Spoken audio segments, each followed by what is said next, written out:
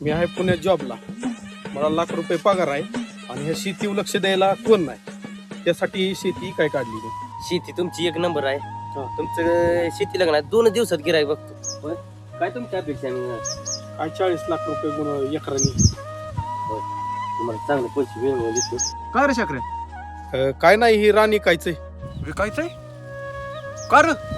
अरे पुण्यात जॉबला आहे मी, तुझ्यासारखी काय शेती करणार आहे होय मी. इथली शेती विकणार, पुण्यात 2-3 फ्लॅट घेणार, निवांत राहणार. अरे पण शेती विकून फ्लॅट घ्यायचं चुकीचं वाटतंय रे मला. अरे चुकीचं वाट आहे, तुला विचारलंय कोणी आणि तू कशाला नाक इथं खोपासतोय. अरे पण आपली शेती नाही आणि हे विकायची म्हणजे काय?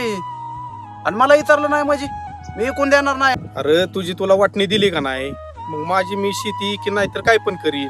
अरे वाटणीचा काय संबंध आहे? आपल्या आई वडिलांनी किती कष्टाने ही जमीन घेतली या. तुला सांगतो, लोकांच्या साल धरलं आणि 1-1 रुपया गोळा केला आणि ही जमीन घेतली आणि आपल्याला काय नेट पडलं रे? ही जमीन नुसतं आपण करतोय हा, आणि विकायची म्हणजे काय? अरे जॉबचं काय खरं आहे तवा? उद्या जर तुझा जॉब गेला तर कमीत कमी इथं येऊन शेती तर करशील. काय त्या जॉबचं खरं आहे? एक ध्यानात ठेवायचं नेहमी, शकर ही भूमी आहे का नाही आपली निष्ठा आणि ही शेती आपली प्रतिष्ठा. काय नारायण मावा काही काहीच नाही. काय लागा मी लय आशेने आलतो. भेटन म्हणलं तर कमिशन लाग ₹2,00,000. त्याला पण लागलाच चुना. अवघडच आहे.